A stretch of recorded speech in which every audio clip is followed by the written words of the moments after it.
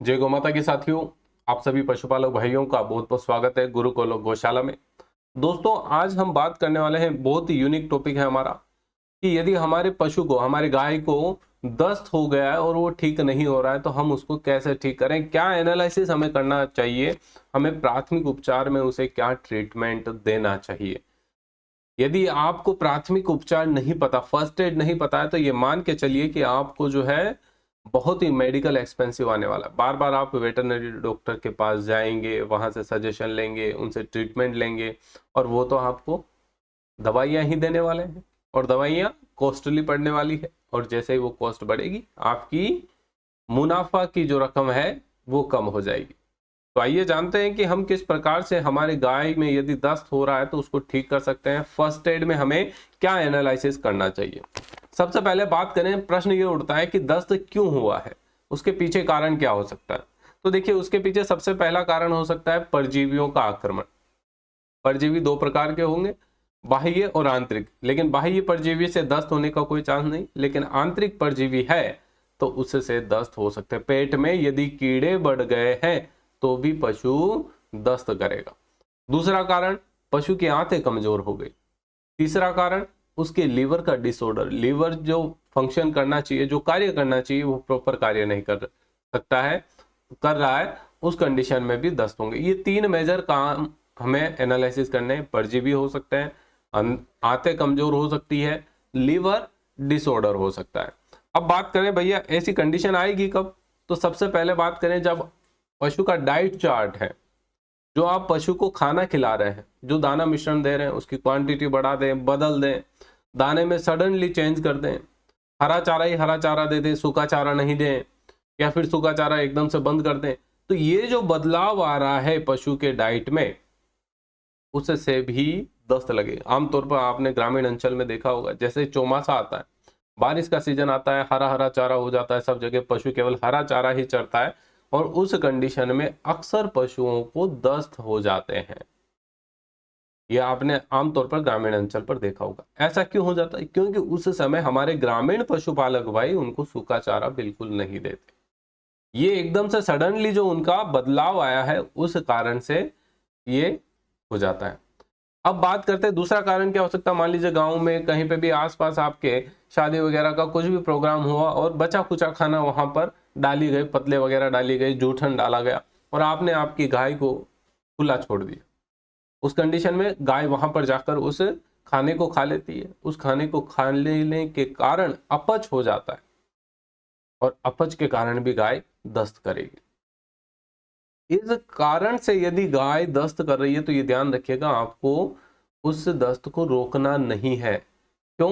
क्योंकि जो जहर बॉडी में पैदा हुआ है ऐसा खाना खाने के कारण, उसको बाहर निकलने देना। मतलब 2-3 दिन तक पशु को दस्त लगे तो लगे रहने दीजिए, नहीं तो अगर आप पहले बीच में रोक देंगे तो वो जहर बॉडी में घुलता जाएगा और उसका लॉन्ग टर्म इफेक्ट आपको दिखेगा। तो ये पहली बात हो गई क्लियर, इस कारण से भी दस्त हो सकते हैं। अब बात करते हैं, ये सारे कारण हमने जान लिए, इसका उपचार, सॉल्यूशन हम फर्स्ट एड के रूप में क्या करें, हमें एक प्राथमिक उपचार के रूप में इनका क्या करना है। तो सबसे पहले बात करते हैं दोस्तों, हमारे पास यदि परजीवियों का इश्यू है, परजीवी पशु के शरीर में है, कैसे एनालिसिस करेंगे, तो उसके लिए एक अलग से सेपरेट वीडियो बना हुआ है। उस वीडियो को ध्यानपूर्वक देखिए, क्या क्या लक्षण आपके पशु में दिखते हैं, उसके अनुसार आप कह सकते हैं कि पशु के पेट में कीड़े पड़ गए। कीड़े रहते ही है, 100% डिवॉर्मिंग होती नहीं है, कुछ परसेंट रह ही जाते हैं और उनका रिसाइकल फिर से जनरेट होता है, तो 3 महीने में उनकी संख्या वापस बढ़ जाती है, उनकी ग्रोथ वापस हो जाती है, जिस कारण से हर 3 महीने में जो है हमारे वेटरनरी डॉक्टर क्या सजेशन करते हैं कि आप डिवॉर्मिंग करवाइए। डिवॉर्मिंग करवाने का फायदा क्या होगा? डिवॉर्मिंग करवाने से आपके पशु के पेट के अंदर के कीड़े क्या होंगे, खत्म हो जाएंगे, पशु अपने आप को हेल्थी महसूस करेगा। दूसरा, पशु को जो आप फीड दे रहे हैं वो सारे फीड जो है कीड़े नहीं खाकर पशु की बॉडी को लगेगा और उससे आपका आउटपुट अच्छा आएगा, ये ध्यान रखिएगा। तो पहला हम क्या कर सकते हैं, परजीवी को मारने के लिए हमें डिवॉर्मिंग करवानी है। डिवॉर्मिंग करवाने के लिए हम मेडिकल दवा, एल्बेंडाजोल, फेनबेंडाजोल, ये सॉल्ट का यूज कर सकते हैं, और घरेलू उपचार भी हम कर सकते हैं। तो यहाँ पर दोस्तों मैं आपको घरेलू उपचार ही सजेस्ट करूंगा, ताकि हमारी कॉस्ट जो है बच सके, जो खर्चा हमारा मेडिकल एक्सपेंसिव में होने वाला है वो हमारा बच सके। अब घरेलू उपचार में आप क्या करेंगे, ये जो पिक्चर देख रहे हैं ये क्या है जानते हैं आप सभी? काला जीरी। क्या है? काला जीरी। और नीचे जो आप देख रहे हैं ये क्या है? ये है आपकी हींग। अब कितनी लेनी है काला जीरी? 200 ग्राम। और हींग कितनी लेनी है? 50 ग्राम। यहां पर ध्यान दीजिएगा, यदि आपका पशु गाभिन है तो आप उसको हींग दे दीजिए, और यदि खाली है तो काला जीरी और हींग दोनों का मिक्सर भी दे सकते हैं, और काला जीरी ही देंगे तो भी सफिशिएंट रहेगा, तो भी चलेगा। इसके साथ देंगे, अगर ऐसे ही पशु ले लेता है तो सबसे बेस्ट है, अगर नहीं लेता है तो इसका एक ही ऑप्शन हमारे पास क्या बच जाता है, गुड़ के साथ मिलाकर आप दे दे, गुड़ का लड्डू बनाकर दे दे। डिवॉर्मिंग कैसे करनी है ये आप सभी को पता है। डिवॉर्मिंग करने के पहले जब आप ये दवा देंगे उसको, उससे पहले 3 घंटे से तक पशु को कुछ भी खिलाना पिलाना नहीं। 3 घंटे पहले कुछ नहीं खिलाना है, फिर आप दवा दे दीजिए। दवा देने के बाद 2 से 2.5 घंटे तक पशु को कुछ भी खिलाना पिलाना नहीं है। क्यों? क्योंकि ये जो दवा दी है उससे कीड़े हैं वो मर जाए। अब और भी इसका बेहतर ऑप्शन क्या हो सकता है? तो बेहतर ऑप्शन हमारे पास रहेगा कि आप यदि डिवॉर्मिंग का समय अर्ली मॉर्निंग का चुने, और रात को डिवॉर्मिंग जैसे कल सुबह करने वाले हैं तो आज रात को आप पशु को थोड़ा सा 100-150 ग्राम रात को सोते समय गुड़ खिला दीजिए, और उस मिठास के कारण सारे कीड़े क्या एक जगह इकट्ठे हो जाएंगे। और सुबह अर्ली मॉर्निंग आप पशु को डिवॉर्मिंग के लिए काला जीरी और हींग दोनों का मिक्सअप बनाकर गुड़ के साथ थोड़ा सा और खिला दें। 2-2.5 घंटे तक आपको पशु को कुछ भी खिलाना पिलाना नहीं है, उसके बाद आप पशु को खिला पिला सकते हैं। उससे क्या होगा, 90 से 95% बेटर रिजल्ट आपको मिल जाएगा। ठीक है। अदरवाइज क्या होगा, डिवॉर्मिंग आप बहुत सी बार पशुपालकों का शिकायत रहती है कि डिवॉर्मिंग हमने तो 3 महीने के लिए शेड्यूल के हिसाब से करा है, लेकिन हमें 2 महीने में ही करवानी पड़ रही है। ऐसा क्यों? ऐसा इसलिए कि जो कीड़े हैं वो कीड़े प्रॉपर तरीके से खत्म नहीं हुए। क्लियर? तो ये नुस्खा हम अपना सकते हैं। अब बात करते हैं, मान लीजिए दूसरा ऑप्शन कि पशु के डिवॉर्मिंग करने के बाद भी उसका दस्त खत्म नहीं हो रहा है, मतलब कहीं ना कहीं उनकी आंतें जो है इफेक्टेड हुई है, आंतें कमजोर हो गई, आंतें जो है प्रॉपर वर्क नहीं कर रही। तो इसके लिए हम घरेलू नुस्खा क्या अपनाएंगे? एक तो लेना है आपको मेथी, दूसरा क्या लेना है, तारा मीरा। ध्यान रखिएगा, मेथी और तारा मीरा। मेथी कितनी लेनी है? 250 ग्राम। और तारा मीरा कितनी लेंगे? ये भी लेंगे आप 250 ग्राम। दोनों को बढ़िया से पीस के पाउडर फॉर्म में कर लीजिए। ऐसा करें तो भी बेस्ट है, नहीं करें तो भी ऐसे ही रहने दीजिए। और उसके बाद आपको इसको छाछ में भिगो देना है। एक तरीका तो ये है कि आप इसको पाउडर फॉर्म करके मेहंदी का भी पाउडर फॉर्म कर लें, और तीनों को मिक्सअप करके उसके बाद चावल के मांड के साथ मिलाकर खिला दें। ये तरीका है। दूसरा मेथड हम क्या करेंगे, इनको भिगो देंगे। मेथी और तारा मीरा को 1 लीटर छाछ के अंदर रात के समय में भिगो दीजिए, या फिर आप सुबह भिगोते हैं तो शाम को खिलाना है। पूरे दिन भर भिगे हुए रखना है 12 घंटे के आसपास। तो इन दोनों को भिगो कर रख देंगे, और शाम के समय में आप इनको बाहर निकाल लेंगे। बाहर निकालने के बाद अब क्या करेंगे भैया, हम ये जो मेथी थी हमारी, क्या लिया हमने, एक तो मेथी ली, एक तारा मीरा। कितना कितना लिया? 250 ग्राम।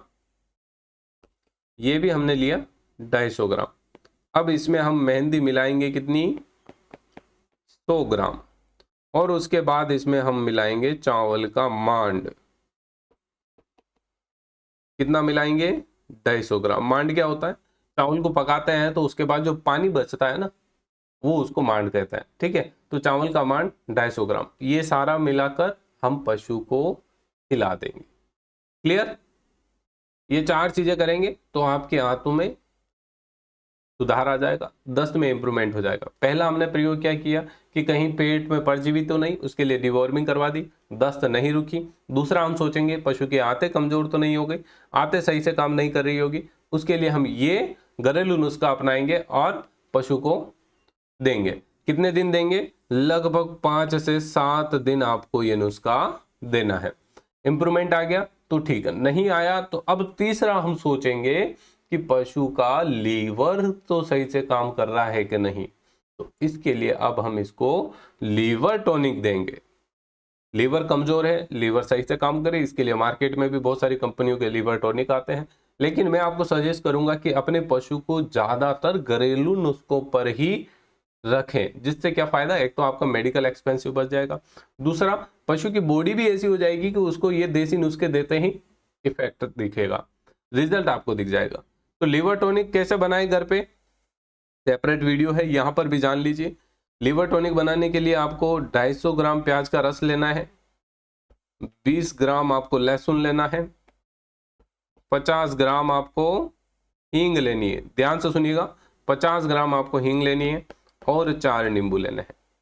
इनका पूरा लिक्विड फॉर्मेशन कर लीजिए। 250 ग्राम प्याज का रस हो गया, लहसुन की बारीक बारीक कतरन कर लीजिए और उसके बाद हींग को मिक्सअप कर लीजिए और नींबू का रस भी निकाल लीजिए। बढ़िया से मिक्सअप हो जाना चाहिए। ये सब मिक्सअप होने के बाद आप क्या करेंगे दोस्तों, 1 लीटर पानी लेंगे। कितना लेंगे, 1 लीटर पानी लेंगे और इस 1 लीटर पानी में हम ये जो सॉल्यूशन हमारा तैयार हुआ उसको डालकर गर्म करेंगे धीमी आंच पर। धीरे धीरे उसको गर्म होने देंगे। गर्म होते होते इस 1 लीटर पानी का आधा बच जाए, मतलब 500 ml यदि पानी बच गया, आधा पानी रह गया, तो अब आप इसको ठंडा होने के दीजिए। ठंडा होने के बाद एक शीशी में भर लीजिए। ये लीवर टॉनिक आपको 50 ml की रेट से, जो पशु एडल्ट है मतलब स्वस्थ 300 से 400 kg वेट का यदि पशु है, उसको 50 ml सुबह शाम दोनों टाइम लीवर टॉनिक देके देखिए। इससे काफी इंप्रूवमेंट आपको दिखेगा। जो पशु का लगातार समय से दस्त करना है, वो ये तीनों चीजें यदि आप कर लेते हैं तो पशु के दस्त में सुधार हो जाएगा, पशु का दस्त बंद हो जाएगा। और ये कोई ज्यादा कॉस्टली नहीं है, ये सारी चीजें आप घर पर रख सकते हैं, घर पर मिल जाएगी और इसका नुस्खा बनाकर आप दे सकते हैं। हमारे बाप दादा ही देते आए हैं। दोस्तों, आप सभी से एक विनम्र निवेदन है, यदि आपने अभी तक गुरु गोलोक गौशाला यूट्यूब चैनल को सब्सक्राइब नहीं किया है तो सब्सक्राइब कर लीजिएगा। और आपकी और भी कोई डाउट है तो नीचे कमेंट बॉक्स में जरूर कमेंट करिएगा। जय गौ माता की।